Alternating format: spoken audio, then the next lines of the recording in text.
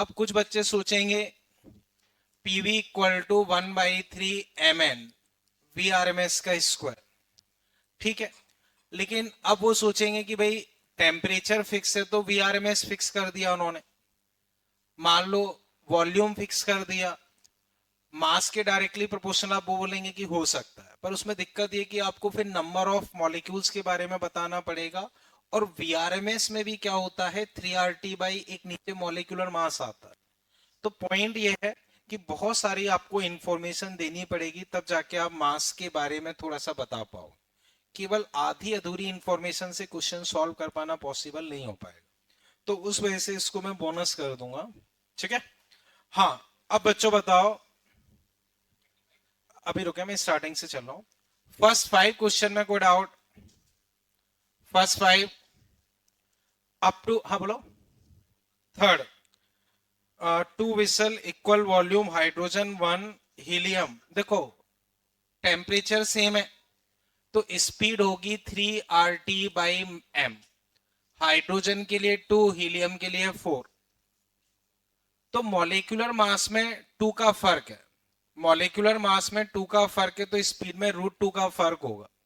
Speed में √2 का फर्क होगा और जिसका मास कम उसकी स्पीड ज्यादा, तो हाइड्रोजन की स्पीड √2 टाइम्स ज्यादा। ओके, अप टू 5 कोई दिक्कत? ठीक है, अप टू 10 6 देखते हैं। बच्चों ये क्वेश्चन हमने क्लास में किया था वैसा ही है और डेटा भी सेम ही है, आपकी केटीजी की सीट में था। 2 container equal volume same gas pressure P1 P2 T1 T2, अब उन्हें ज्वाइन कर दिया। तो पहले P1 T1 P2 T2 same volume है, तो बच्चों नंबर ऑफ मोल्स कंजर्व कर रहा हूं, तो बाद में प्रेशर P टेम्परेचर T, तो N1 plus N2 equal to N1 dash N2 dash. पहले P1 V by RT1, P2 V RT2, PV RT, PV RT। बच्चों R और V ये कट गए, तो तुम्हारे पास रिलेशन आ जाएगा P1/T1 plus P2/T2 equal to 2P/T, 2P/T। तो 2P/T, तो 2 उधर भेज दोगे तो फाइनल आंसर आ जाएगा दिल्ली। बच्चों बताओ इसमें अभी कोई दिक्कत? ठीक है उधर, हाँ तुमसे ही बोल रहा हूं, सीधे बैठे। क्वेश्चन नंबर अप टू 10 कोई दिक्कत? 8th देखो डायरेक्टली कर सकते हो, 3R25/3, ठीक है। रूम टेम्परेचर 20 25 27 कुछ भी मान लो, एक बार में 27 मान लेता हूं। अब मॉलिक्यूलर मास वो हमें पता करना, तो बच्चों मॉलिक्यूलर मास m में लिख देता हूं, ये 1930। तो बच्चों चेक करोगे बाकियों के मासेस में बहुत ज्यादा फर्क है, तो हाइड्रोजन लेके अगर चेक करोगे, हाइड्रोजन का मास सबसे कम है, बाकियों का देखोगे तो काफी ज्यादा मास है। तो बहुत ज्यादा कैलकुलेशन की जरूरत नहीं है, अप्रोक्सीमेट चेक कर लो। अप्रोक्सीमेट भी चेक करोगे तो हाइड्रोजन आ जाएगा, जैसे कुछ भी थोड़ा सा अप्रोक्सीमेट लेके चेक करोगे तो हाइड्रोजन तुम्हारा मैच कर जाएगा, हाइड्रोजन मैच कर जाएगा, बाकी ऑप्शन बहुत दूर दूर है। तो अप्रोक्सीमेट भी मैच करोगे तो आंसर मैच कर जाएगा, तो आंसर बच्चों ए हो जाएगा। बच्चों बताओ अभी इसमें कोई दिक्कत? ठीक है, अप टू 10 कोई और दिक्कत? 9th, एक close vessel A volume V N2 pressure P वो सब ठीक है, अनदर VP सब कुछ सेम है, ठीक है। रेशो ऑफ मासेस तुम्हें निकालना है, तो बच्चों देखो नंबर ऑफ मोल्स तुम्हारे पास होते हैं PV/RT, mass by molecular mass PV/RT। तो मास यहां से आ गया पीवीएम बाई आरटी। बोलो बच्चों, इसमें कोई दिक्कत? बच्चों इसमें कोई भी डाउट? ठीक है, अब वापस देखो, N2 वो सब ठीक है, सेम वॉल्यूम, दूसरे में हीलियम है, बट ये 2T है। तो बच्चों देखो, केवल टेम्परेचर का फर्क है, वॉल्यूम सेम है, मास सेम है, सॉरी मास सेम नहीं है, मॉलिक्यूलर मास, P सेम है, R सेम है। तो M1 बाई M2 बच्चों तुम्हारे पास नाइट्रोजन के लिए अगर देखोगे तो नाइट्रोजन के लिए 28 टेम्परेचर T, हीलियम के लिए 4 टेम्परेचर 2T। तो बच्चों 14:1। एक बार बच्चों चेक करो इसमें कहीं कोई डाउट लग रहा हो। ठीक है, अप टू 10 अभी कोई दिक्कत? 10 ये वैसे क्लास में शायद उसमें आया है, केटीजी की सीट में है, एक बार मुझसे क्लास के बाद पूछ लेना। ठीक है, इधर तुम दोनों अप टू 15, 12 देखो, एवरेज ट्रांसलेशनल काइनेटिक एनर्जी पर molecule of A gas for various gas at same temperature is same. तो ट्रांसलेशन वाली तो सबके लिए सेम ही होती है, ट्रांसलेशन वाली लिखोगे 3/2 kBT। तो वो हर एक मॉलिक्यूल के लिए चाहे कोई सा भी, मतलब अगर टेम्परेचर सेम है तो सेम होगी। बच्चों इसमें कोई दिक्कत? ठीक है, next, A given temperature all molecule move with nearly same speed, वो गलत है। सारे मॉलिक्यूल रैंडमली मूव करते हैं, किसी की स्पीड कुछ भी हो सकती है, तो वो चीज गलत है। अप टू 15, अप टू 15 बच्चों, कोई और डाउट? 13 बच्चों, इस तरह के काफी क्वेश्चन कर चुके हैं, कल भी एक किया है, तो एक बार वापस करना, जिसको डाउट हो बाहर पूछ लेना। अप टू 15 कोई और डाउट?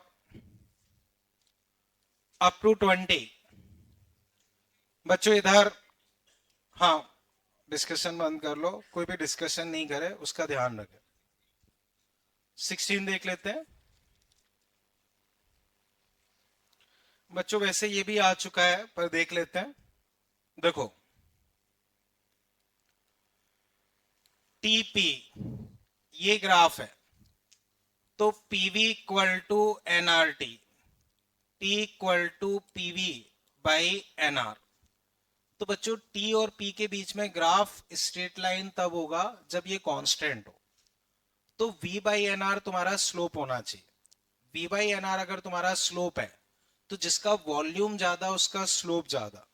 अब स्लोप ज्यादा है v1 का, तो बस v1 ज्यादा हो जाना चाहिए। अच्छा आंसर गलत नहीं, सही तो है। हाँ ठीक है, आंसर सही है, ठीक है। अच्छा मैंने पूरा रीड नहीं किया। देखो कुछ भी दिया नहीं है तो मैंने हमेशा बताया कि अगर कुछ भी नहीं दिया है तो हम नंबर ऑफ मोल्स सेम मान के चलते हैं। ठीक है, ओके बच्चों, अब मुझे बताओ अप टू 20, 17 बच्चों, ये लास्ट टर्म पे मैंने डिस्कस किया था वही सिचुएशन। पीवी ग्राफ हाइपरबोलिक इस तरह से, आइसोथर्म का मतलब ये आइसोथर्मल प्रोसेस है। ठीक है, अब तुम्हें पता करना है कौन सा सही है। At given temperature, given temperature का मतलब दोनों में टेम्परेचर सेम है, दोनों में टेम्परेचर सेम है। तो बच्चों कल मैंने डिस्कस किया था PV equals to NRT, P equal to NRT by V. अब M1 क्या है? Masses M1 M2 of gas, और सेम गैस है, तो इसी को लिखोगे mass by molecular mass RT by V, mass by molecular mass RT by V. R same है, T सेम है, मास सेम है। अब मैं कोई पर्टिकुलर वॉल्यूम पकड़ता हूं तो इसका प्रेशर ज्यादा है, तो इसका प्रेशर ज्यादा है यानी कि इस वाली गैस के मोल्स ज्यादा होने चाहिए। मोल्स ज्यादा होने चाहिए मतलब मास ज्यादा होना चाहिए। तो जो ऊपर वाली गैस है उसके मोल्स ज्यादा मतलब मास ज्यादा, मास ज्यादा मतलब ऑप्शन सी। ठीक है, बच्चों अप टू 20 कोई और दिक्कत? अप टू 20, 16 अभी बताया नहीं मैंने। चलो ठीक है, वापस बता दे। चलो कोई दिक्कत नहीं, मैं डिस्कस कर लेता हूँ। देखो पी टी, तो PV equals to NRT, P equal to N R V और ये टी। अब पीटी ग्राफ बना रहे हैं तो स्लोप ये होना चाहिए। हाँ वो मैं चेक कर लेता हूँ।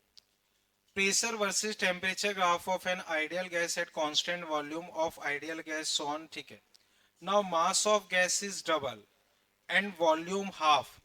देखो मास डबल करोगे तो नंबर ऑफ मोल्स डबल हो गए, तो ये डबल हुआ। वॉल्यूम हाफ किया तो 4 टाइम्स, यानी कि स्लोप बढ़ जाना चाहिए, स्लोप बढ़ जाना चाहिए। नहीं, मास का मतलब वो या तो मॉलिक्यूलर मास लिखता, मास का मतलब मास ही माना जाएगा, ठीक है। अब ये 4 टाइम्स हो गया, 4 टाइम्स हो गया।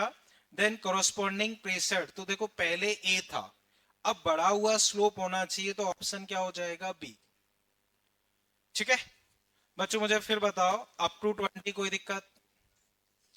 अप टू 20, अप 20 ये क्लास में मैं करवा चुका हूं, फिर भी मुझसे अलग से पूछ लेना, सिंपल सा ही है, ठीक है। अब इंटीजर में बच्चों 21 में कोई डाउट? 22, 23, 23, 24, 25, 25 बच्चों में डिस्कस कर रहा हूं, समझो। बच्चों एक सिंपल सी चीज बताओ, बच्चों इधर देखे, हाँ मान लो ये कोई एक्स बंदा है, इसके पास अभी 20 रुपए है, आपने इसको कुछ अमाउंट दिया कि इसके पास 150 रुपीज हो गए, तो मुझे बताओ तुमने इसे कितना अमाउंट दिया? मान लो किसी, हाँ इधर उस साइड, तुम उठ जाओ वहां से, उठ जाओ वहां से, आपसे बोल रहा हूं मैं, उठ जाओ वहां से, फर्स्ट बेंच पे आ जाओ तुम। तो बच्चों अब मुझे बताओ, जैसे मान लो ये एक्स है, इसके पास ऑलरेडी 20 रुपीज है, आपने इसको कुछ अमाउंट दिया, अब इसके पास 150 रुपीज हो गए, तो आपने इसको क्या अमाउंट दिया? बोलो बच्चों, आवाज नहीं आई। कितना अमाउंट तुमने इसको दिया? बच्चों अभी भी आधे बच्चे शायद कहीं और ध्यान लगा रहे हैं। कितना अमाउंट दिया? 130। अब वापस समझो बच्चों, ये अर्थ, यहां एक सैटेलाइट है, अब आपने क्या किया, इस सैटेलाइट को एक ऑर्बिट में स्टेब्लिश कर दिया। तो पहले ये सैटेलाइट रेस्ट पे यहां था, तो पहले अगर मैं इसकी टोटल एनर्जी लिखता हूं, पहले अगर मैं इसकी टोटल एनर्जी लिखता हूं, तो रेस्ट पे है, बताओ काइनेटिक कितनी हुई?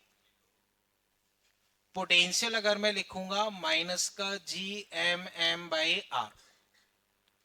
अब जब ये 2r डिस्टेंस, यानी कि यहां से r डिस्टेंस, यहां से r डिस्टेंस पे स्टेब्लिश मैंने कर दिया, तब बच्चों याद करो बच्चों, सैटेलाइट की टोटल एनर्जी क्या होती?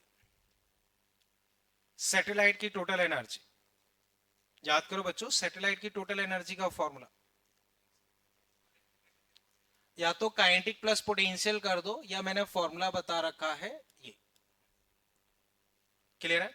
लेकिन ये, अब ये क्लियर है बच्चों? मैं वापस डिस्कस कर रहा हूं, सैटेलाइट पहले अर्थ सरफेस पे रेस्ट पे, हाँ तुम, सैटेलाइट पहले अर्थ सरफेस पे रेस्ट पे, तो उसके पास केवल पोटेंशियल एनर्जी होगी ये रही, तो total energy 0 plus potential energy ये। अब मान लो तुमने उसको एक्स एनर्जी दी, कि उसकी फाइनल एनर्जी जब वो ऐसे रोटेट करेगा, तो फाइनली उसके पास टोटल एनर्जी जो होगी वो ये होगी। चाहो तो इसे काइनेटिक प्लस पोटेंशियल से निकाल सकते हो, या फिर डायरेक्ट लिख सकते हो। अब इसको यहां भेज दो, तो x बच्चों तुम्हारे पास आ जाएगा 3gmm बाई 4r। gm को तुम gr स्क्वायर लिख दो, तो 3/4 mgr, 3/4 mgr। तो आंसर बच्चों तुम्हारे पास आ जाएगा x की वैल्यू 3। अब बच्चों मुझे बताओ, इसमें कहीं कोई दिक्कत लग रही हो? हाँ बोलो ना, वो रुको, इसमें अगर कोई डाउट हो तो वो बताओ बच्चों। हाँ, नहीं, सैटेलाइट को स्टेब्लिश करना है, अगर आप छोड़ दोगे, एक होता है हमें पार्टिकल को वहां तक पहुंचाना है, और एक होता है मैं सैटेलाइट को स्टेब्लिश करना।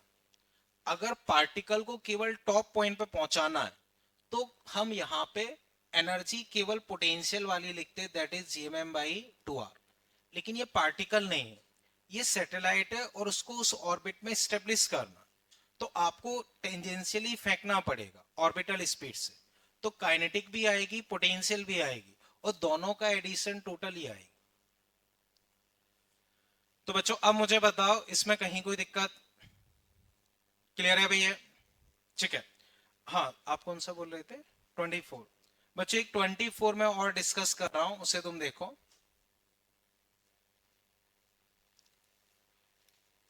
24, two satellite masses in ratio, ये रेडियस, ये रेशो ऑफ मैकेनिकल एनर्जी, तो बच्चों माइनस का gm/m/2r, तो m/r पे डिपेंड करेगा, तो m1/r1, m2/r2। अब m1/m2 अगर मैं देखता हूं तो मासेस का रेशो है 3:1, और रेडियस का रेशो 1:4, तो 1 इधर 4 ऊपर, आंसर 12। बच्चों अब मुझे बताओ, इसमें कहीं कोई दिक्कत? अभी ये क्लियर है? ठीक है बच्चों, इसमें एक बोनस हुआ है, ठीक है, बाकी तो और मेरे हिसाब से कोई गड़बड़ नहीं है। कोई और गड़बड़ तो नहीं ना? ठीक है। अब बच्चों थर्मोडायनेमिक्स वाला होमवर्क देखो, वो हम डिस्कस कर रहे हैं फिर। ठीक है, इधर तुमको मैंने कई दिन यहां बिठाया है, सुधर जाओ, वरना परमानेंट ही वहां बैठ जाओ, ध्यान रखना इसका। ठीक है, तो बच्चों इसमें अप टू 11 तक हम डिस्कस कर चुके हैं, उसके बाद एक दो क्वेश्चन मैंने और दिए थे, उसे मैं डिस्कस कर रहा हूं, उसे देखें। क्वेश्चन नंबर 12, इसमें आंसर बच्चों ए। इसके बाद बच्चों अगर देखोगे क्वेश्चन नंबर 17, इसमें दिल्ली 18, ए 20 हमने कर ही लिया था, 21, इसमें आंसर बच्चों बी।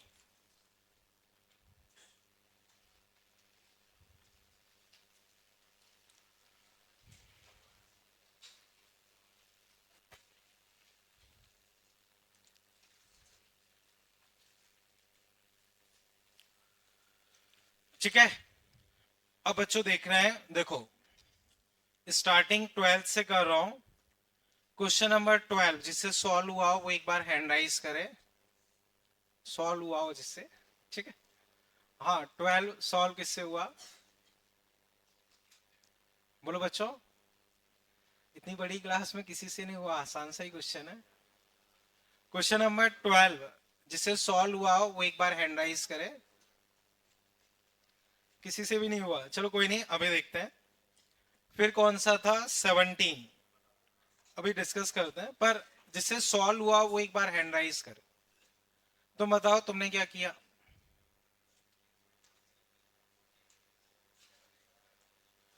ओके, चलो देखते हैं, और उसके अलावा आपने क्या किया?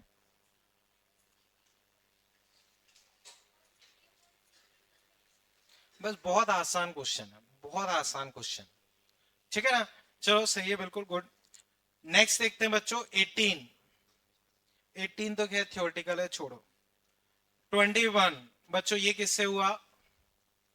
ठीक है, ये आसान था। चलो अब मैं डिस्कस कर रहा हूं बच्चों, क्वेश्चन नंबर 12। ठीक है ना, तो अब याद रहे, इधर फोकस करें सब। हाँ तुम, 1 gram of a liquid is converted to a vapour, 10% of heat is used for increasing volume by this। ठीक है, during the phase change increase in internal energy बच्चों बतानी है। तो बच्चों क्वेश्चन ऐसे समझो, इस तरह का क्वेश्चन आपके एक्चुअल एग्जाम में कई बार पूछा गया है, तो ध्यान से समझें। बाकी इस तरह के एक दो क्वेश्चन आज हम क्लास में भी डिस्कस करेंगे।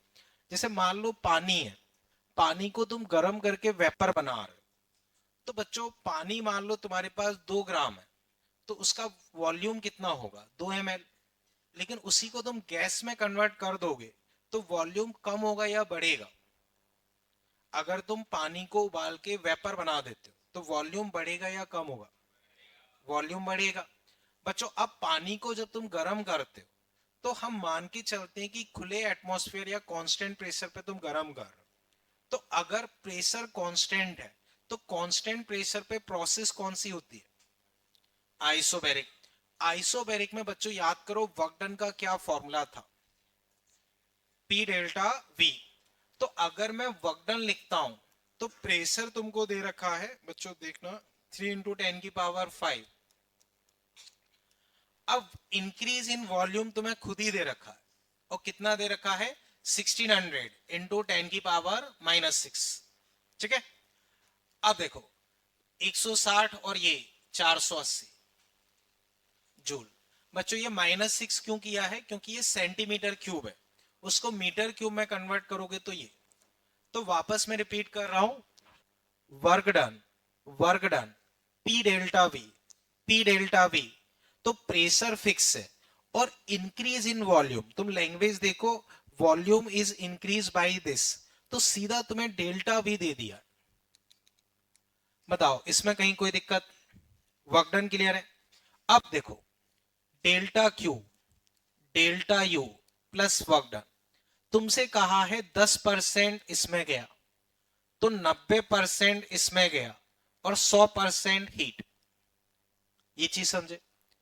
तुमसे कहा है कि भाई वर्क डन में 10% गया, हीट का 10% किसमें गया? वर्क डन में। तो 90% किसमें गया? इंटरनल एनर्जी चेंज में। अब तुमसे इंटरनल एनर्जी चेंज पूछा है तो बच्चों बताओ वर्क डन का कितने टाइम्स इंटरनल एनर्जी चेंज है? 90, यानी कि 9 टाइम्स, 9 टाइम्स। समझे? वर्क डन तुम निकाल चुके हो, वर्क डन तुम निकाल चुके हो, तुमसे इंटरनल एनर्जी चेंज पूछा है तो 480 × 9, तो आंसर बच्चों तुम्हारा जो 4320 वो आ जाएगा। इसे समझ पाए बच्चों? कोई दिक्कत इसमें? तो बच्चों फिर समझो, वर्क डन जब मुझे लिखना था तो वर्क डन मेरे पास हुआ P delta we, P delta we. Delta we मुझे दिया है, प्रेशर मुझे दिया है, मैंने वर्क डन निकाल लिया। अब हीट, हीट मान लो तुमने 100% दी, 90% ये, 10% ये, तो हमसे इंटरनल एनर्जी पूछा है तो ये 10 है, ये 9 है, यानी कि वर्क डन का 90%, यानी कि इसका 9 टाइम्स, 9 टाइम्स तुम्हारी इंटरनल एनर्जी चेंज हो जाएगा। अब बच्चों बताओ इसमें कोई तकलीफ? क्लियर है बच्चों? भी है कहीं कोई तकलीफ? ठीक है। अब आते हैं बच्चों 17, बहुत आसान क्वेश्चन है। मान लो आपको कोई टॉपिक के बारे में नहीं पता, सिंपल मैथ से भी क्वेश्चन सॉल्व कर सकते, टॉपिक वॉपिक के बारे में कुछ सोचना ही नहीं है।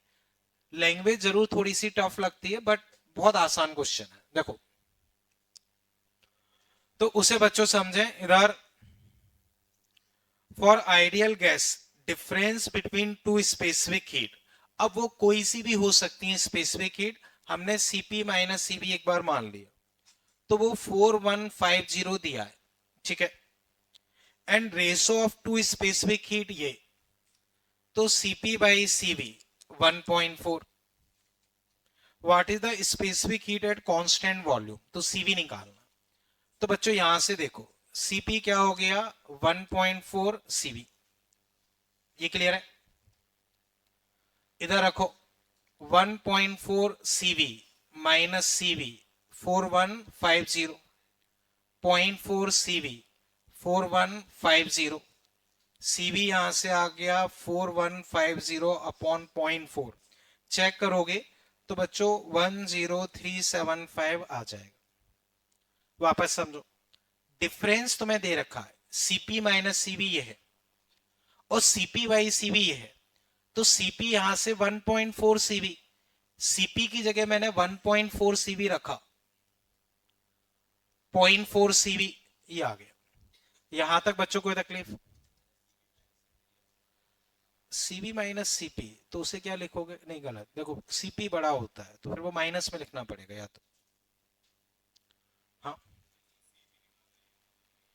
नीचे देखो, कांस्टेंट वॉल्यूम पे। हाँ, लेकिन यहाँ पे सीवी मोलर स्पेसिफिक हीट नहीं होगी, ये केवल स्पेसिफिक हीट होगी। ठीक है। हाँ बच्चों, हैंड राइज करें जिसे कोई और तकलीफ हो। Any problem? ठीक है। हाँ बच्चों, तुम दोनों, और एक ध्यान रखो उसका। ठीक। अब बच्चों वापस देखो, हम कहां पे पहुंच गए, ये था 17। फिर आते हैं बच्चों 18।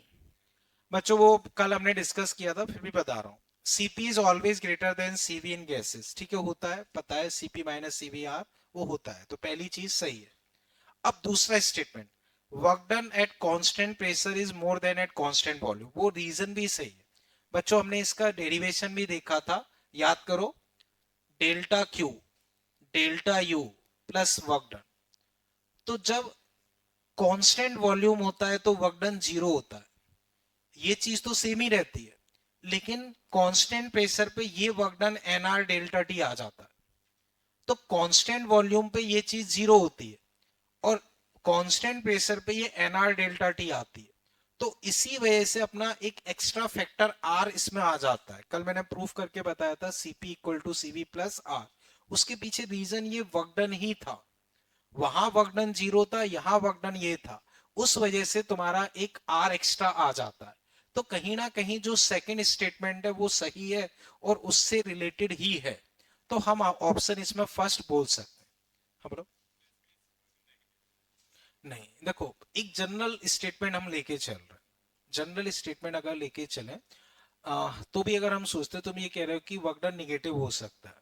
नहीं नहीं, देखो समझो उस केस में क्या होगा वो मैं बता रहा हूँ, तुम्हें पूरा बेसिक से जाना पड़ेगा। हमने एक्सपेंशन के लिए प्रूफ किया था, एक्सपेंशन के लिए।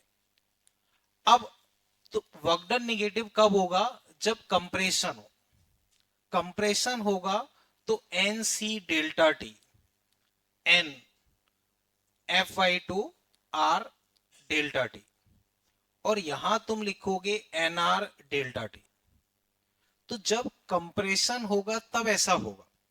कंप्रेशन कब होगा, जब टेम्परेचर कम हो। टेम्परेचर कम होगा तो डेल्टा टी निगेटिव हो जाएगा, डेल्टा टी निगेटिव हो जाएगा। ऐसा नहीं कि तुम्हारा आंसर माइनस आर आ जाए, समझे, यहां माइनस डेल्टा टी आ जाएगा, उस वजह से वो फाइनली प्लस आर ही रहेगा। तो ऐसा नहीं कि CP equal to CV plus R for expansion, CP equal to CV minus R for compression. CP equal to CV plus R ही होगा, चाहे कंप्रेशन हो या एक्सपेंशन, फर्क नहीं पड़ता। ठीक है। हाँ बोलो। देखो, रिलेशन जब तुम निकालोगे तो बेसिक से निकालोगे, समझ रहे हो। वापस समझो, दो अलग अलग सिचुएशंस हम ले रहे हैं। एक आइसोकोरिक प्रोसेस ली, उसमें हमने फिक्स रखा वर्क डन जीरो है, वो चीज सही है। हमने उस गैस को कंप्रेस किया, इस केस में वर्क डन निगेटिव आ जाएगा, हीट तुम्हारी कम ज्यादा आ सकती है। लेकिन जब तुम ये वाला रिलेशन निकालोगे, तो ये रिलेशन जब तुम निकालोगे तो दोनों के लिए सेम सिचुएशन लेनी पड़ेगी, समझो। जब तुम रिलेशन निकालते हो तो एक सेम सिचुएशन लोगे, या तो तुम एक्सपेंड कर रहे होंगे या कंप्रेस कर रहे होंगे। तो अगर तुम कंप्रेस करोगे तो यहां तुम डेल्टा टी को निगेटिव लिखोगे, यहां डेल्टा टी को निगेटिव लिखोगे, तो वो निगेटिव निगेटिव कट गए, वर्क डन तुम्हारा अभी भी निगेटिव आ रहा है, लेकिन रिलेशन तुम्हारा वही आएगा, CP equal to CV plus R. Okay, work done at constant pressure, अच्छा हाँ आप उस सेंस में बोल रहे हो। हाँ, work done at constant pressure is more than eight constant volume, ये पॉइंट अगर उस तरह से सोचा जाए तो सही बोल रहे हो कि एक्सपेंशन में तो वर्क डन ज्यादा होगा, कंप्रेशन में वर्क डन कम होगा। ठीक है, पर इतना ज्यादा नहीं सोचना होता है एक नॉर्मल वे में सोचना होता है, क्योंकि इतना बहुत ज्यादा डीप में सोचेंगे तो बहुत दिक्कतें हो जाएंगी। बाकी आपका सोचना गलत नहीं है, क्योंकि आप फ्री माइंड से सोच रहे हो, आप फ्री माइंड से सोच रहे हो, और मैं प्रोसेस के हिसाब से सोच रहा हूँ, सही कह रहा हूँ। अगर हम एक इंडिपेंडेंट स्टेटमेंट लें कि work done at constant pressure is more than constant volume, तो कांस्टेंट वॉल्यूम में तो पक्का है जीरो ही होगा। अगर कंप्रेस कर रहे हैं तो वर्क डन निगेटिव हो जाएगा, उस केस में कम हो जाएगा, तो बात बिल्कुल सही है। चलो ठीक है, फिर एक काम करते हैं, इसमें कुछ करेक्शन करवा देते हैं। CP is always greater than CB, ये तो पक्का सही है, इसमें तो कोई दिक्कत नहीं। अब इसमें वर्क डन एट कांस्टेंट, अगर मान लो मैं सही भी करवा दूंगा ना, तो एग्जाम में क्वेश्चन आएगा, वो नहीं मानेंगे आपकी बात। समझ रहे हो, यहाँ तो आप उससे बातचीत कर सकते हो। एग्जाम में अगर क्वेश्चन आता है तो जनरली एक नॉर्मल स्टैंडर्ड के हिसाब से ज्यादा ही माना जाता है। तो फिर ठीक है, कंफ्यूजिंग सा है अभी फिलहाल, बहुत ज्यादा नहीं जाता है, बाकी सही बात है। अगर हम एक इंडिपेंडेंट स्टेटमेंट की तरह से देखें, तो work done at constant pressure is more than constant volume, ये हमेशा सही नहीं होगा। एक्सपेंशन में सही हो जाएगा, कंप्रेशन में सही नहीं होगा। तो ठीक है, सही गलत भी मान सकते हो, ठीक है ना। बोनस तो खैर ये कोई टेस्ट थोड़ी है, तो उसमें बोनस होगा। खैर ठीक है बच्चों, फिर आगे चलते हैं। सही है, बात तुम्हारी सही है, ठीक। ओके, और कौन सा था बच्चों? 21। बच्चों ये आसान सा ही है, फिर भी डिस्कस कर लेते हैं। वर्क डन बच्चों बताना है, तो N R delta T, N बच्चों हाफ, ये 25/3। अब टेम्परेचर चेंज 20 से 90 मतलब 70। बच्चों चेक करोगे लगभग 291 आ जाएगा। हाँ बच्चों बताओ इसमें कोई दिक्कत हो? बच्चों बस इसमें थोड़ा सा करेक्शन ये कर लो, वर्क डन बाई हैज लिख दिया है, गैस कर लो वो वर्क डन बाई गैस, ठीक है।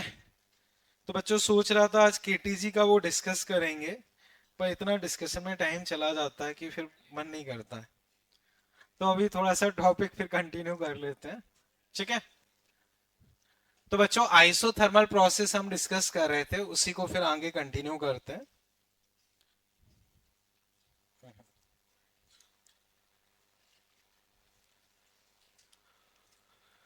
ठीक है।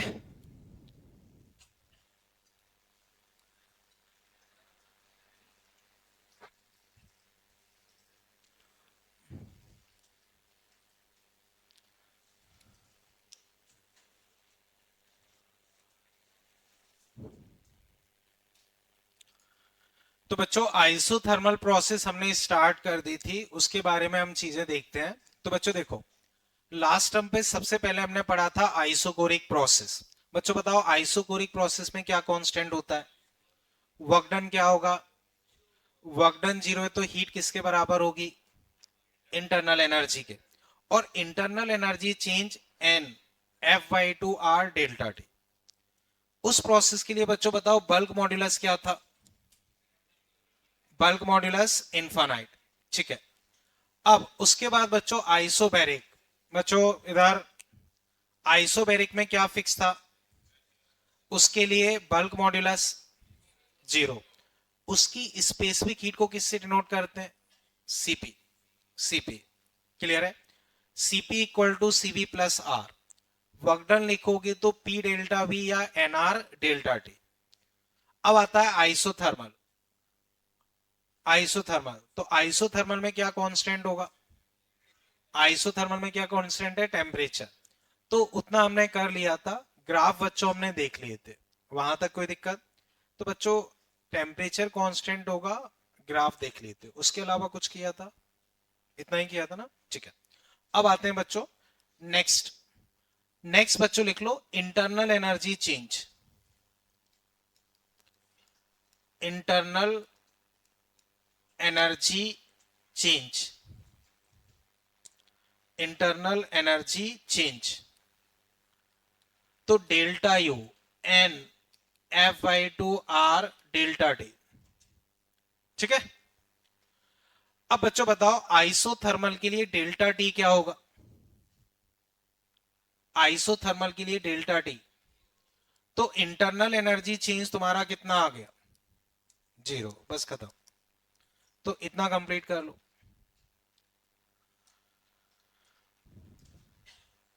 आइसोथर्मल के लिए इंटरनल एनर्जी चेंज जीरो, क्योंकि टेम्परेचर कांस्टेंट है।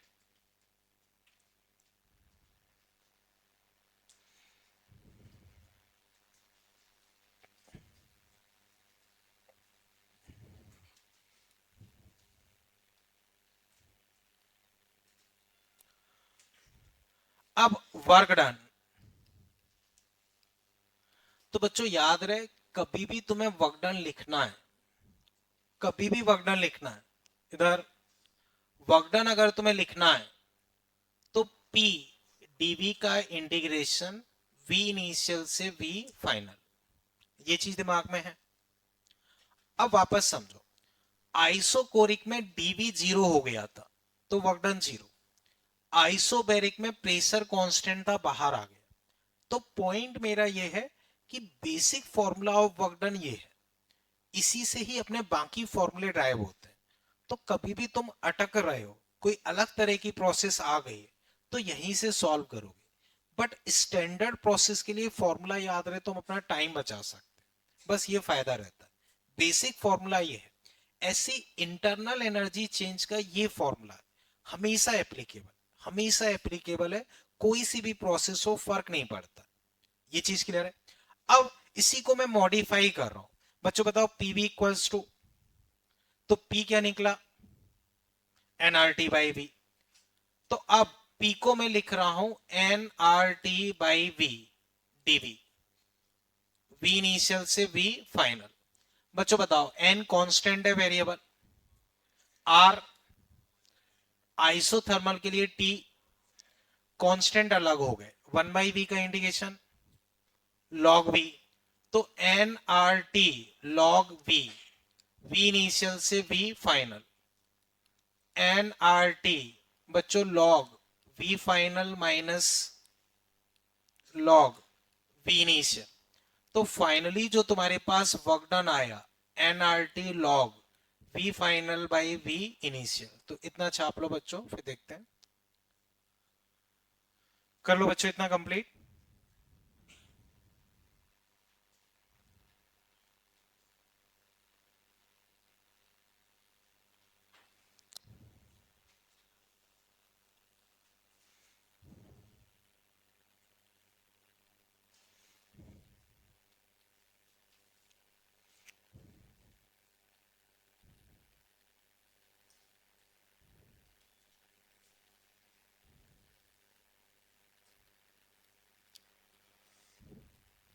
ठीक है बच्चों इतना।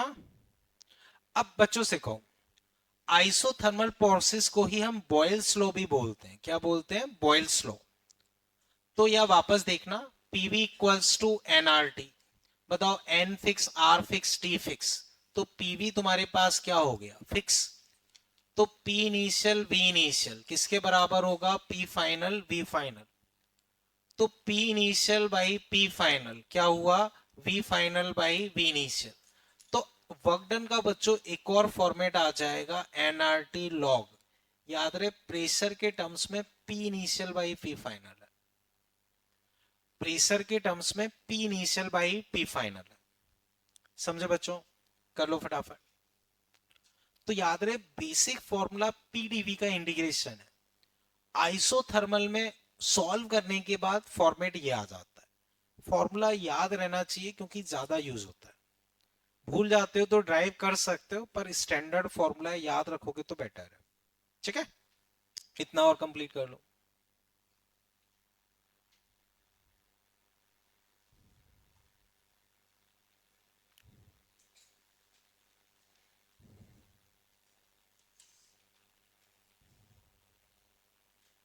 ठीक है,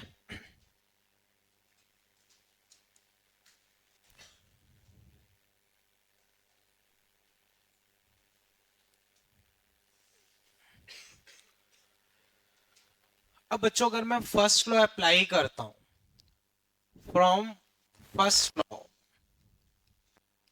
तो delta Q equal to delta U plus work done. Delta Q बच्चों बताओ डेल्टा यू क्या हुआ? डेल्टा यू क्या हुआ? Zero, plus work done. तो डेल्टा क्यू तुम्हारे पास किसके बराबर आ गया? वर्क डन के। तो कई बार क्वेश्चन को घुमा के पूछते हैं, आपसे बोलेंगे उस प्रोसेस में वर्क डन बताओ जिसमें वर्क डन हीट सप्लाइड के बराबर, उस प्रोसेस में वर्क डन बताओ जिसमें वर्क डन हीट सप्लाइड के बराबर है। तो प्रोसेस कौन सी होनी चाहिए? आइसोथर्मल। समझ गए? तो खैर ठीक है, इतना एक बार कर लो। ठीक है बच्चों, ओके। अब बच्चों बल्क मॉड्यूलस इस प्रोसेस का बचा है, वो मैं बाद में डिस्कस करूंगा, क्यों बाद में डिस्कस करूंगा वो बाद में पता चलेगा, ठीक है। उसके अलावा इतना पहले कर लो, कर लिया ना, ठीक है। एक एग्जांपल बच्चों इसमें लिखो,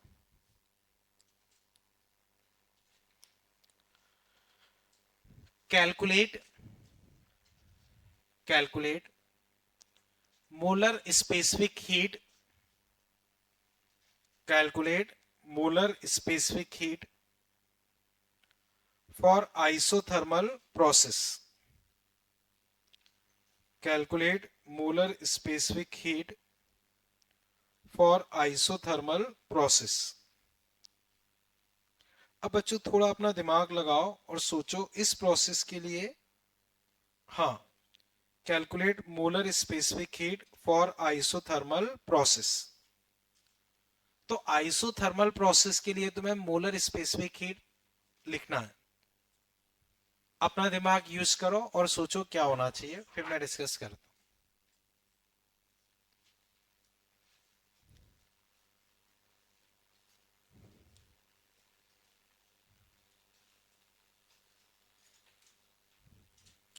बच्चों इतना सबने कर लिया ना, इसे मैं हटा दूं, ठीक है। हाँ, बहुत आसान सा है, बोलो बच्चों क्या आना चाहिए।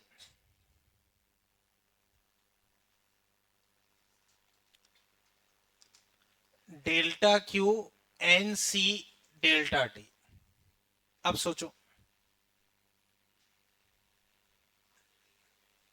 हाँ तो स्पेसिफिक हीट क्या होनी चाहिए, सही है, ठीक है। देखो सी यहां से क्या निकला, delta Q upon N delta T, delta Q N zero, किसी को जीरो से डिवाइड करोगे तो कितना आ गया, इनफाइनाइट। तो आइसोथर्मल प्रोसेस में स्पेसिफिक हीट या मोलर स्पेसिफिक हीट क्या मानी जाती है, इनफाइनाइट। तो बच्चों याद करो, आइसोकोरिक प्रोसेस में क्या थी, उसको किससे डिनोट करते हैं, सीवी। आइसोबैरिक में सीपी, आइसोथर्मल में आइसोथर्मल में इनफाइनाइट, इनफाइनाइट। तो पॉइंट मेरा बच्चों यहां पे ये है, मैंने हीट के टाइम पे तुम्हें बताया था गैसेस को इनफाइनाइट तरीके से हीट दे सकते हैं, और उनके लिए इनफाइनाइट तरीके की स्पेसिफिक हीट हो सकती है। जैसे तीन हम डिस्कस कर चुके हैं, सीवी, सीपी और आइसोथर्मल में क्या निकल के आई, इनफाइनाइट। पॉइंट मेरा समझे, प्रोसेस पे डिपेंड करेगी, हर एक प्रोसेस के लिए अलग अलग होगी। ये चीज क्लियर है बच्चों, चले आगे, ठीक है। इसे बच्चों फिर मैं हटा देता हूं, ये चीज कर लेना, ठीक। अब बच्चों एक क्वेश्चन फिर अटेम्प्ट कर, इसे बच्चों एक बार ड्रॉ कर लो। ए से बी प्रोसेस आ रही है, ये टेम्परेचर है, ये वॉल्यूम है। टेम्परेचर यहां पे है 300 केल्विन और नंबर ऑफ मोल्स हैं तुम्हारे 4, नंबर ऑफ मोल्स 4। तो एक बार इतना ड्रॉ कर लो, फिर मैं क्वेश्चन लिख पाता हूं।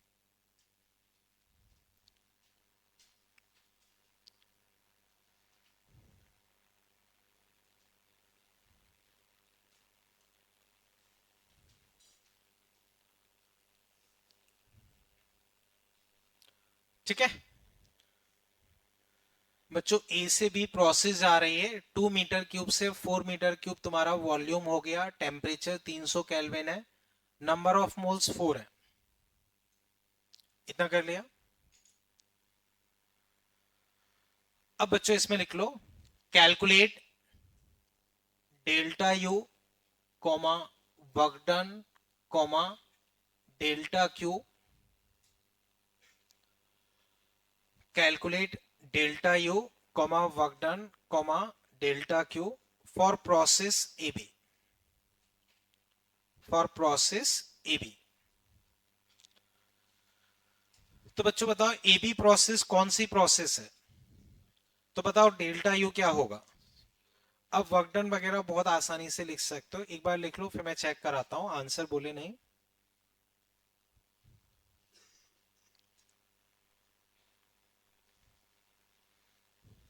ठीक है ना, बहुत आसान सा है, कर लो फटाफट।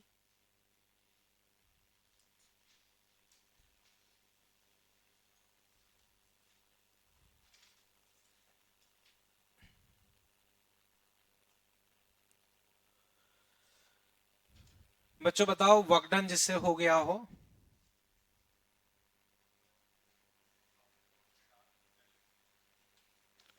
एल एन 3/2 क्यों आएगा?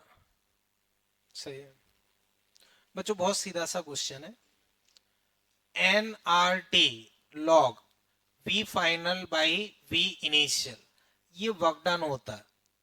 अब नंबर ऑफ मोल्स बच्चों 4, आर मान लो 25/3, temperature 300, log final by initial तो 4/2। बच्चों 25 चौक 100, 100 यानी कि 1000 आना चाहिए, तुम शायद 1200 बोल रहे थे। अच्छा आर के टर्म्स में था, ठीक है। 1000 log 2, चाहो तो और सिंप्लीफाई करना चाहो तो log 2 होता है 0.693, तो 693। बच्चों ये नेचुरल लॉग है, फिजिक्स में जो चलता है वो नेचुरल रहता है। जो LOG2 बोल रहे हो तुम, ये LN है, फिजिक्स में सारा नेचुरल लॉग चलता है। नहीं पता है तो फिलहाल मान लो, समझो। एक होता है LOG, वो होता है 10 बेस पे, और आई थिंक मैथ्स में पढ़ रखा होगा तो मतलब नहीं है, आपको मुझसे ज्यादा पता होगा, ठीक है ना। तो एक होता है LN, तो LOG होता है 10 बेस पे, और LN का मतलब होता है E बेस। तो LN2 की वैल्यू 0.693 होती है, और जो LOG तुम 2 बोल रहे हो उसकी वैल्यू क्या रहती है? हाँ वो कुछ वो रहती है, वो फिजिक्स में उतना यूज नहीं होता है, फिजिक्स में नेचुरल लॉग यूज होता है। अभी समझ गए बच्चों? हाँ, कुछ और मिस्टेक की मैंने? अच्छा 25 चौक 100, हाँ सही बोल रहे हो, 10,000। अब ठीक है, ठीक है। ओके अब बच्चों बताओ डेल्टा यू इस प्रोसेस में कितना आया? 0। वर्क डन कितना आया? ये। अगर मैं हीट सप्लाइड पूछता हूं तो क्या होगा? यही होगा। जो वर्क डन है वही हीट सप्लाइड है, तो हीट सप्लाइड का भी आंसर यही है। अभी इस क्वेश्चन में कोई तकलीफ? ठीक है ना। चले आगे बच्चों, ठीक है। बच्चों इसे मैं हटा रहा हूं, कोई दिक्कत तो नहीं? ठीक है। अब बच्चों ये डायग्राम बना लो, ये 400 केल्विन पे है, ये 200 केल्विन पे है, ये ए बी प्रोसेस, ये सी डी प्रोसेस, ठीक है। अब W A B upon W C D तुम्हें निकालना। एक बार बच्चों अपने हिसाब से सॉल्व करो, फिर मैं डिस्कस करता हूं।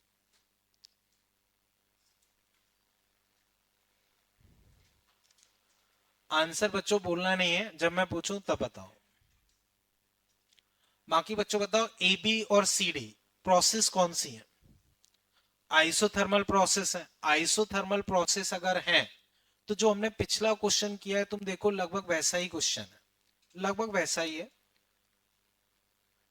तो अब एक बार अपने हिसाब से ट्राई करो, जब मैं पूछूं तब आंसर बताना।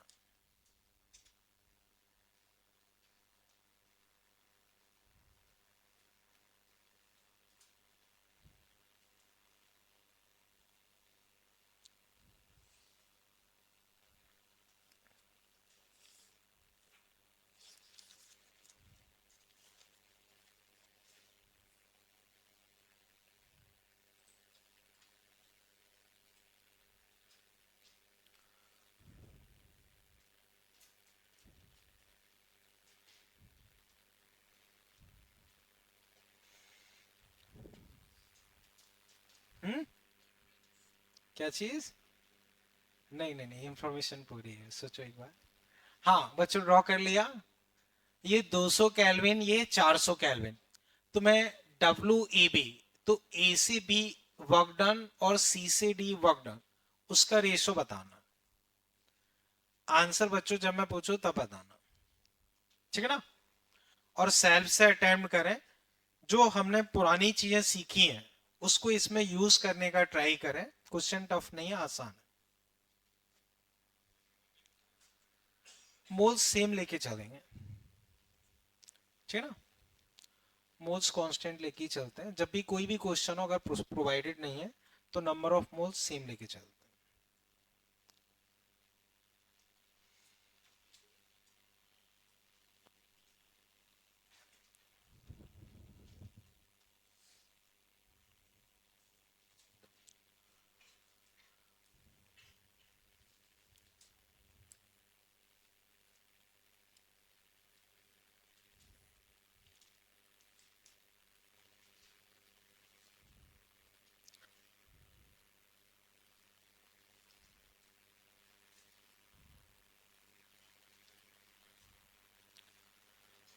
रेशो पूछा है बच्चों, तो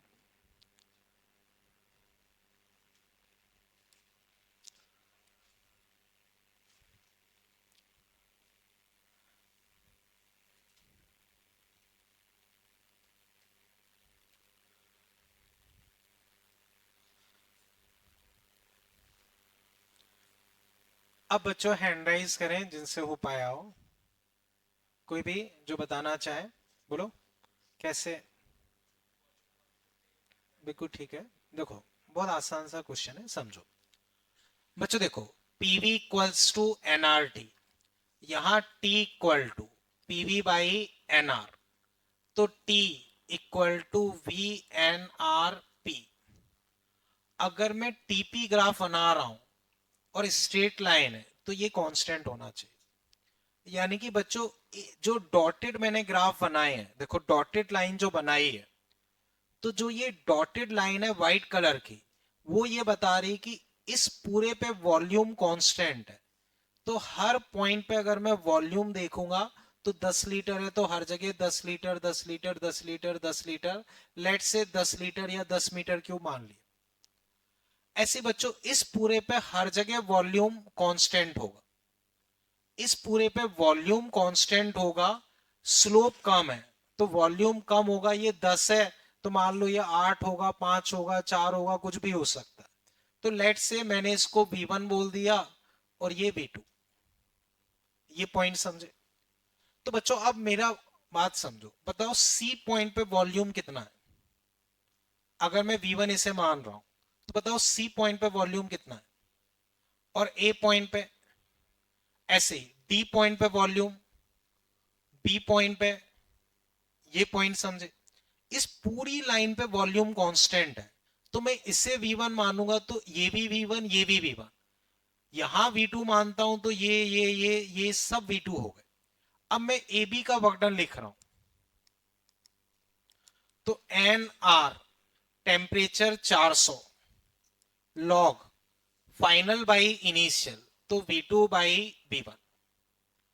अब सी डी का लिख रहा हूं, तो N R temperature 200 log final by initial, इनका रेशो। तो बच्चों log V2 by V1 cut गए, एनआर कट गए, 400 बाई 200, दो आंसर। तो इनिशियल फाइनल वॉल्यूम दोनों के लिए सेम है, इनिशियल फाइनल वॉल्यूम दोनों के लिए सेम है, तो लॉग V2 बाई V1 दोनों के लिए कट जाएगा। तो आंसर सिंपली तुम्हारे पास टेम्परेचर का रेशो आ जाएगा। बच्चों समझ पाए इसे? कहीं कोई दिक्कत? बोलो बच्चों, जिसको भी डाउट हो बेझिझक आराम से हैंड राइज करके पूछे। हाँ बोलो बच्चों, कोई दिक्कत हो? समझ पाए ना बच्चों इसे? चले आगे, ठीक है। हाँ देखो पैरेलल क्लास मत चलाओ, ठीक है, मुझे कुछ कमा खाने लेने दो, ठीक।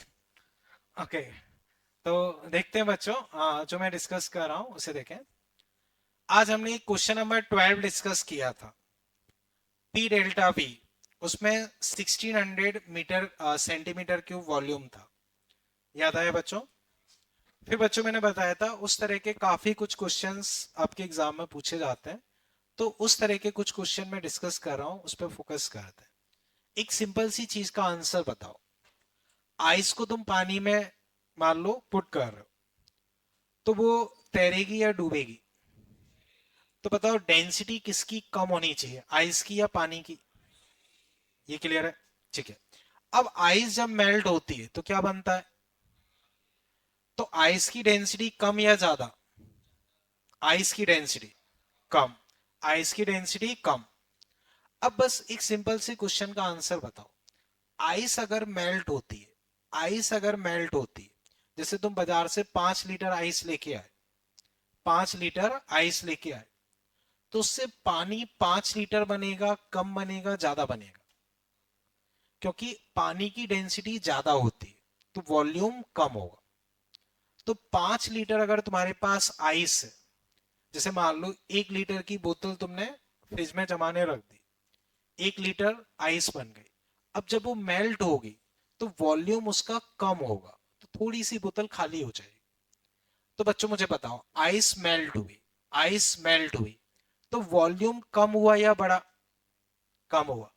वॉल्यूम कम हुआ, वॉल्यूम कम हुआ, तो वर्क डन नेगेटिव या पॉजिटिव? बोलो बताओ। वर्क डन, वॉल्यूम कम होने पे वर्क डन क्या मानते हैं? तो वापस मेरे क्वेश्चन का आंसर दो, आइस अगर मेल्ट हुई तो वर्क डन क्या मानोगे? वर्क डन क्या मानोगे? निगेटिव। कोई दिक्कत? अब आइस अगर मेल्ट हो रही है तो वो एनर्जी गेन करेगी या लॉस करेगी? गेन करेगी। वो एनर्जी लेगी तभी तो मेल्ट होगी। आइस को हम गर्म करेंगे तब वो मेल्ट होगी। तो वापस मेरे क्वेश्चन का आंसर दो, आइस अगर मेल्ट हो रही है तो वो हीट गेन करेगी या लॉस करेगी? गेन करेगी। हीट क्या करेगी? गेन करेगी। अब थोड़ा बहुत तुमने कैलोरीमेट्री में पढ़ा होगा, जब आइस मेल्ट होती है तो टेम्परेचर कांस्टेंट रहता है या चेंज होता है? कांस्टेंट। ड्यूरिंग मेल्टिंग प्रोसेस हम टेम्परेचर को कांस्टेंट मानते हैं, हम टेम्परेचर को कांस्टेंट मानते हैं। ये चीज क्लियर है? यहां तक कोई दिक्कत? ठीक है। अब बच्चों समझो, ये चीज क्लियर है ना? एक एग्जांपल बच्चों लिख लो।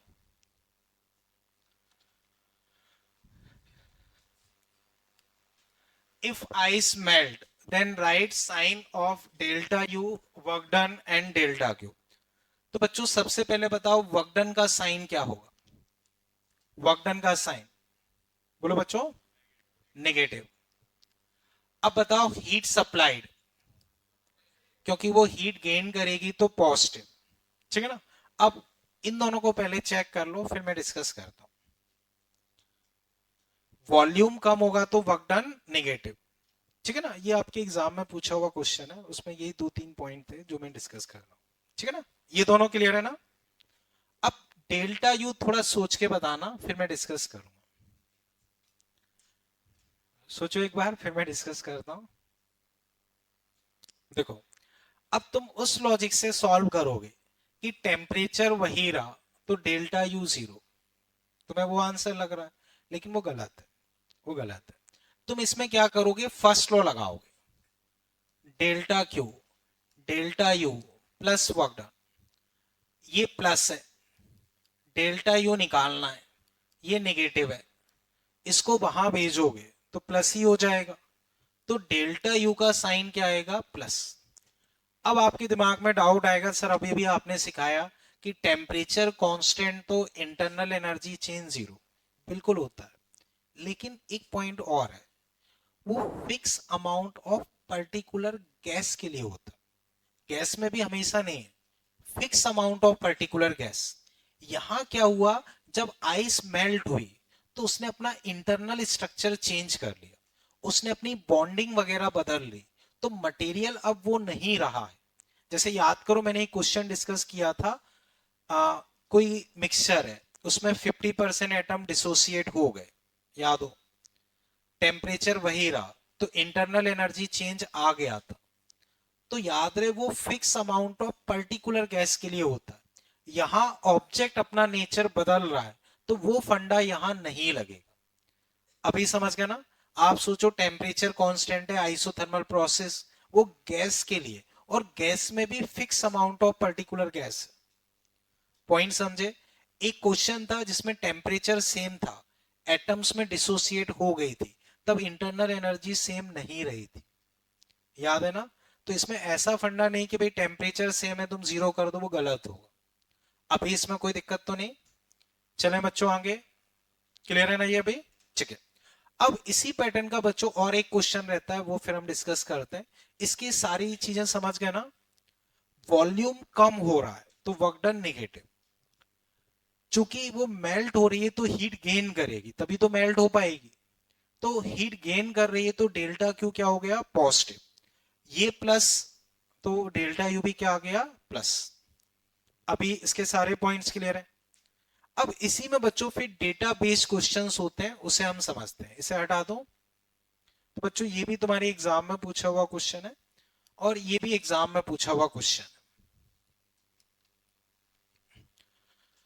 जैसे 1 किलो आयरन है, 1 किलो आयरन 20 डिग्री सेल्सियस पे, एटमॉस्फेरिक प्रेशर बच्चों ये है, कोफिशिएंट ऑफ वॉल्यूम एक्सपेंशन बच्चों ये है, डेंसिटी ऑफ ऑब्जेक्ट या आयरन बच्चों ये है। तो पहले इतना लिख लो, फिर मैं क्वेश्चन लिखवाता हूं।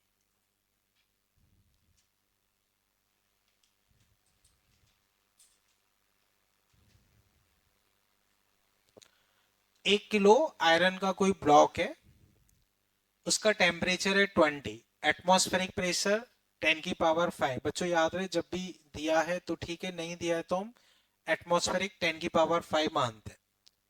कोफिशिएंट ऑफ वॉल्यूम एक्सपेंशन, बच्चों थर्मल एक्सपेंशन पढ़ चुके ना, तो कुछ बच्चों ने मुझे बताया था पढ़ चुके हैं। हाँ, कोई बात नहीं, बस बेसिक सा फॉर्मूला है, मैं याद दिला दूंगा, बहुत सिंपल सा है। डेंसिटी ऑफ ऑब्जेक्ट ये है,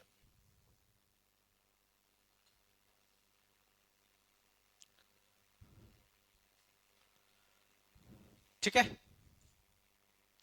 इसके अलावा बच्चों एक चीज और लिख लो, specific heat of iron 400 joule per kg per degree Celsius. Specific heat of iron बच्चों ये है।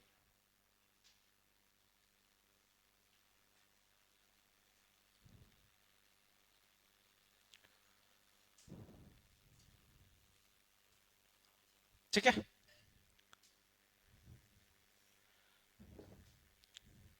अब बच्चों इसमें लिख लो फर्स्ट,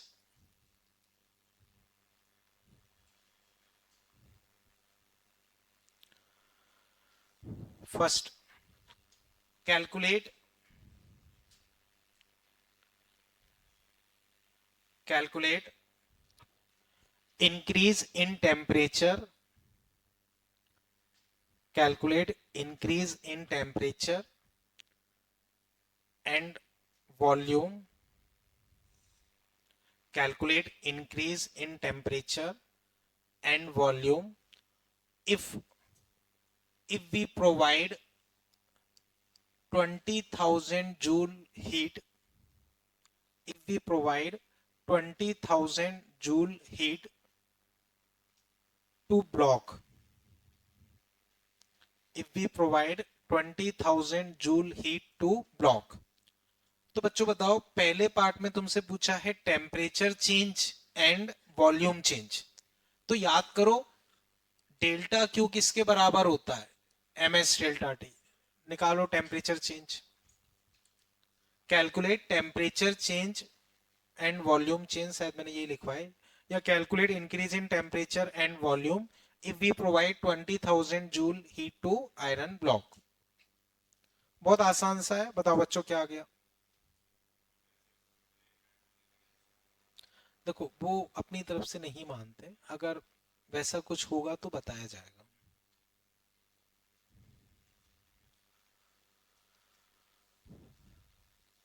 हाँ बच्चों, ये वाला पार्ट हो गया होगा। कितना आ रहा है डेल्टा टी, सही है। देखो 20,000, मास 1, स्पेसिफिक हीट 400, डेल्टा टी, तो डेल्टा टी बच्चों आ गया 50 डिग्री सेल्सियस। बोलो बच्चों इसमें कोई दिक्कत, क्लियर है ये, ठीक है। दूसरा पार्ट बच्चों पूछा है चेंज इन वॉल्यूम। तो अगर तुम थर्मल एक्सपेंशन भूल गए हो तो मैं बता रहा हूं, चेंज इन वॉल्यूम होता है V gamma delta T. V मतलब वॉल्यूम, गामा मतलब कोफिशिएंट ऑफ वॉल्यूम एक्सपेंशन, और डेल्टा टी टेम्परेचर चेंज। बस ये एक छोटा सा फॉर्मूला होता है, पढ़ रखा है तो ठीक है, नहीं पढ़ा है तो फिलहाल मान सकते हो। डेल्टा भी होता है V gamma delta T, V gamma delta T. अब बच्चों बताओ डेल्टा टी तुम्हारे पास कितना है, डेल्टा टी तुम्हारे पास कितना है 50, गामा तुम्हें दे रखा है। अब डेंसिटी पता है, मास पता है, वॉल्यूम निकाल पाओगे? कर लो फटाफट।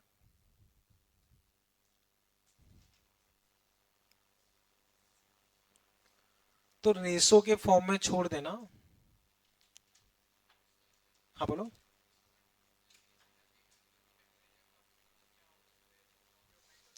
देखो हमेशा समझो, यही मैं बोलता हूँ कि बहुत ज्यादा नहीं सोचना होता है, क्योंकि यहाँ आप ठीक है सीखने के लिए बातचीत कर सकते हो, कोई बुराई नहीं है, लेकिन एग्जाम में इतनी सारी डिटेल में चीजें कभी नहीं लिखी होती।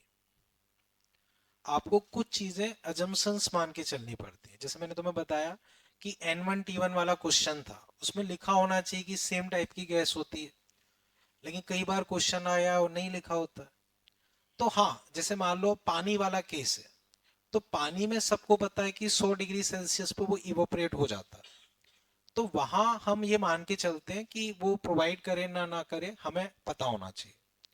लेकिन आयरन वगैरह के केस में अगर नहीं दिया है तो हमें ये नहीं सोचना है कि मेल्ट होगा या नहीं होगा, और वरना थोड़ा लॉजिक भी लगाओ। अभी टेम्परेचर 20 है, 50 बढ़ गया तो कितना हो गया 70। अब 70 डिग्री सेल्सियस पे आयरन मेल्ट होगा क्या? नहीं होगा, तो थोड़ा लॉजिक से भी लगा सकते हैं।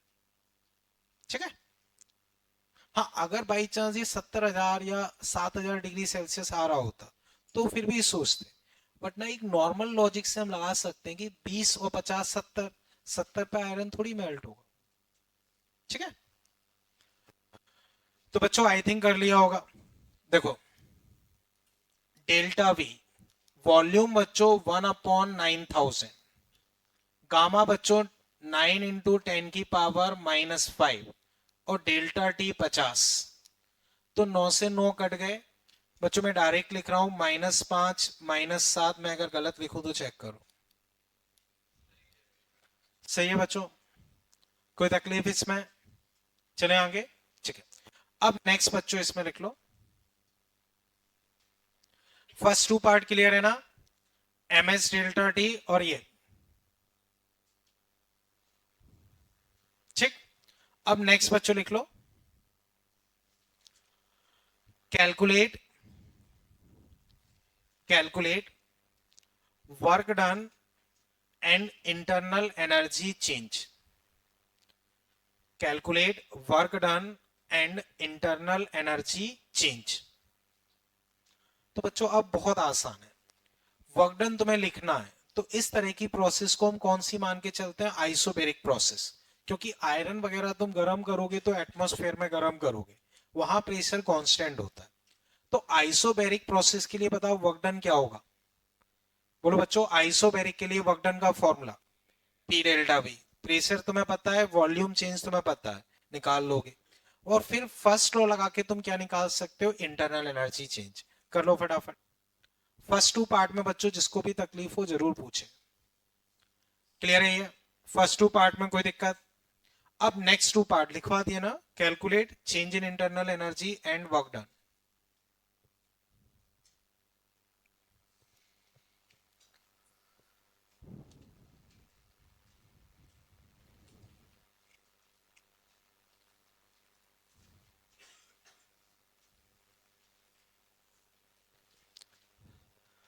तो बच्चों वर्क डन कर लिया होगा, कितना आ रहा है? 5 × 10⁻⁻²।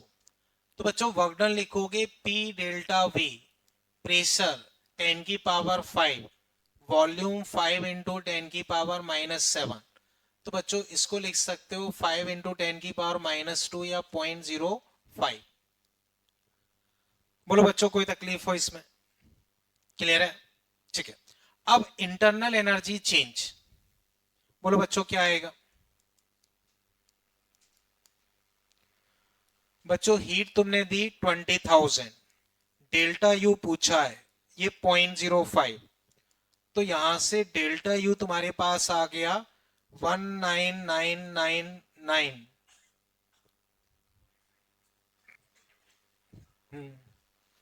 0.95। बच्चों मैंने सही लिखा है ना, 19,999। ठीक है जूल। तो बच्चों स्टार्टिंग से देखो, सबसे पहले टेम्परेचर चेंज, तो delta Q equal to M S delta T आ गया। फिर volume change, V gamma delta T आ गया। Work done, P delta V आ गया। फिर फर्स्ट लॉ अप्लाई करके हम इस तरह से इंटरनल एनर्जी चेंज निकाल सकते हैं। अब बच्चों इसमें कहीं कोई तकलीफ हो तो बताओ। तो बच्चों ये आपके एग्जाम का ही क्वेश्चन है, डेटा भी पूरा वही है, डेटा भी चेंज नहीं है, एग्जैक्टली इसी डेटा के साथ वो था। अभी इसमें कहीं कोई तकलीफ? क्लियर है? अब बच्चों इसी में कई बार क्वेश्चन थोड़ा बहुत डेटा वगैरह बदल के आपके मेंस में पूछा गया है। बेसिक कंसेप्ट यही है, डेटा जरूर बदला है बट बेसिक कंसेप्ट यही रहा है। तो इस पे कई क्वेश्चंस पूछे गए। मेरा मानना ये कि एक क्वेश्चन अगर आप अच्छे से सीख लेते हो तो उसकी थोड़ी बहुत लैंग्वेज या थोड़ा बहुत डेटा बदल रहे हैं तो वो तुमसे बनने चाहिए। तो एक को अच्छे से सीखो, फिर वैसे चाहे 100 पूछे जाए या 50 पूछे जाए वो तुमसे बनने चाहिए। इसमें बच्चों भी कहीं कोई तकलीफ? चले आगे, ठीक है। तो बच्चों अब हम नेक्स्ट प्रोसेस अपनी पढ़ रहे हैं। हेडिंग बच्चों लिख लो, एडियाबेटिक प्रोसेस। Adiabatic process. तो बच्चों एडियाबेटिक के बारे में मैंने तुम्हें स्टार्टिंग में थोड़ा बहुत बताया था, ठीक है ना। एडियाबेटिक बच्चों बताओ, जैसे जो मिल्टन वगैरह के जो थर्मस फ्लास्क होते हैं वो हीट एक्सचेंज करते हैं क्या? बहुत ना के बराबर करते हैं। तो उस तरह के कंटेनर को हम एडियाबेटिक बोल सकते हैं। ये चीज समझ गए? तो एडियाबेटिक प्रोसेस कौन सी प्रोसेस होती है? जो थर्मली इंसुलेटेड फ्लास्क में हो रही हो, थर्मली इंसुलेटेड फ्लास्क में हो रही हो। उसके अलावा जनरली जनरली बच्चों समझना, साइकिल का पंप देखा है, मेटल का देखा है। अब समझो, ये साइकिल का पंप है, तुमने इसको ऊपर तक खींच लिया। अब मान लो तुम इसे नीचे लेके आ रहे हो, लेकिन इतना स्लो नीचे लेके आ रहे हो कि नीचे लाने में करीब 2 साल लग गए। बस बता रहा हूं, समझो। साइकिल का पंप आपने ऊपर तक खींचा, अब उसे बहुत स्लोली लेके आ रहे हो, बहुत स्लोली, कि नीचे तक लाने में करीब 2-3 साल लग गए। जस्ट समझाने के लिए समझो। अब मेटल का रहता है तो हीट एक्सचेंज कर पाएगा, हीट एक्सचेंज कर पाएगा। तो बाहर अगर मान लो टेम्परेचर 2 साल तक फिक्स रहा, बस एक बार मान लो, तो बाहर टेम्परेचर मान लो 2 साल तक फिक्स रखा 25, तो बहुत स्लो प्रोसेस है। तो अंदर हीट एक्सचेंज होती रहेगी, पूरे 2 साल अंदर भी टेम्परेचर लगभग 25 रहेगा। तो जो बहुत ज्यादा स्लो प्रोसेस होती है जिनमें ऐसे हीट एक्सचेंज हो जाए, उन प्रोसेस को हम बोलते हैं आइसोथर्मल प्रोसेस। क्या बोलते हैं? आइसोथर्मल। तो अगर तुमसे बोला जा रहा है कि मेटल के कंटेनर में है और बहुत स्लोली हम इसे मूव करा रहे हैं, बहुत स्लोली मूव करवा रहे हैं कि हीट एक्सचेंज को प्रॉपर टाइम मिल रहा है, तो उस प्रोसेस को हम बोलते हैं आइसोथर्मल प्रोसेस। ये क्लियर है?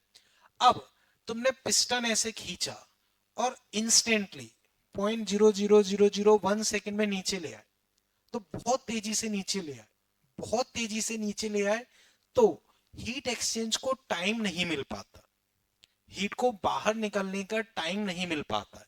भले ही मेटल का है लेकिन पास होने में थोड़ा टाइम लगेगा। समझ रहे हो?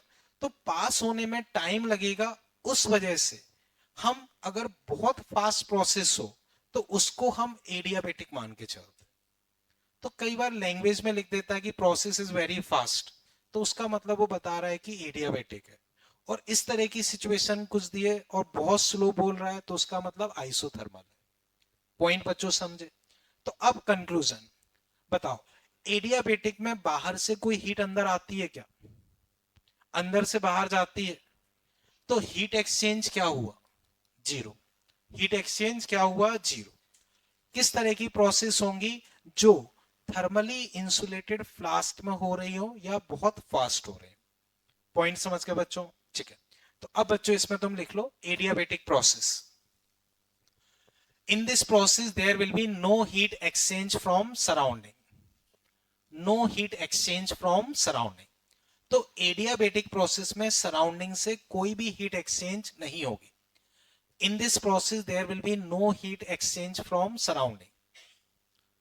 अब कोई हीट एक्सचेंज नहीं होगी तो डेल्टा क्यू तुम्हारे पास होगा 0. Generally process in thermally insulated container और very fast process are adiabatic.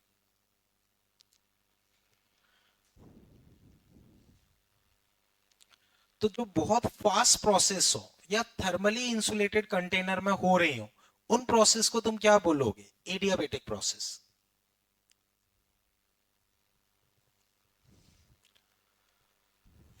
अब इसकी प्रोसेस इक्वेशन होती है पीवी गामा कांस्टेंट. कैसे आती है? एक लंबा सा डेरिवेशन होता है, कोई भी काम का नहीं है. फिर भी कोई पूछना चाहे तो मुझसे अलग से पूछ सकता है, बट बिल्कुल भी काम का नहीं है. तो प्रोसेस इक्वेशन इसकी होती है पीवी गामा कांस्टेंट. अब जैसे बच्चों याद करो, हम पीवी कांस्टेंट लिखते हैं तो उसको P1 V1 P2 V2 P3 V3 NT constant, तो N1 T1 N2 T2 लिख सकते हैं. तो पीवी गामा कांस्टेंट है, उसी को तोड़ तोड़ के लिखना चाहो तो P1 V1 की पावर गामा, P2 V2 की पावर गामा कांस्टेंट.